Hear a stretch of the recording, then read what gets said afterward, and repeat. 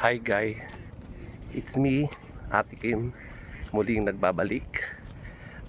Uwi na po tayo ngayon dahil lang galing po tayo sa may aming sibuyasan. Ito po naman po ngayon ang ating ibibideo kung gaano kalawak po ang taniman ng palayan ng Nueva Ecija. Wala pa po sa kalahati yan. Ito po, tapos na po sila nag-harvest. Ayan. Tapos na po nag-harvest siya.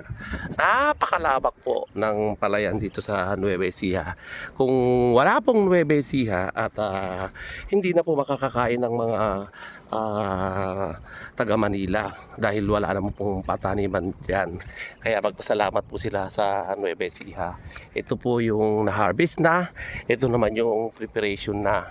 Ayan, iniikot ko na po ang lawak ng lupain ng Nueva Ecija.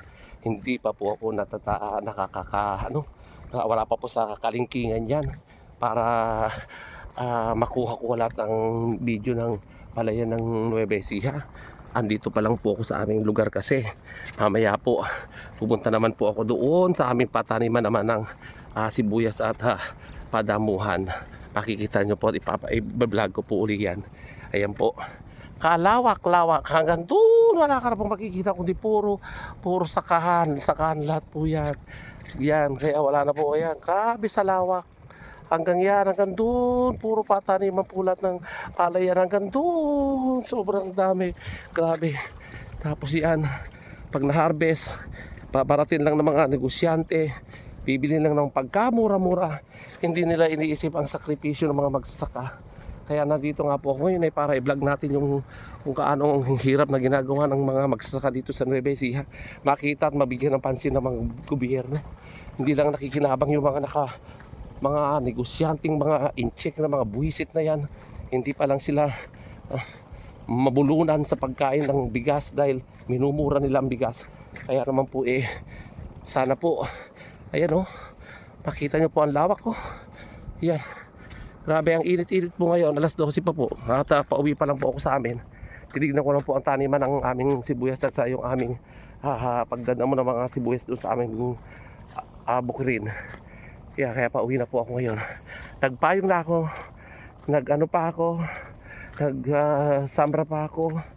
Grabe ang init, sobrang init. Grabe ang init. Ayan po napakalawak.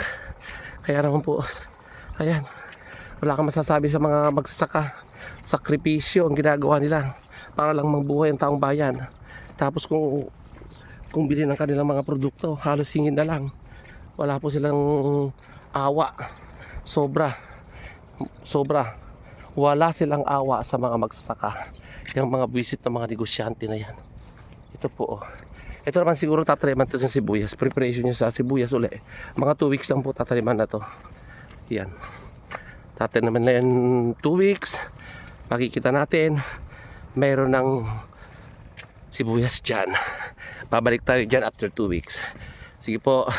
Salamat po ulit. Once again, it's me, Ate Kim. Batang Nueva Ecija, anak ng magsasaka. Salamat po.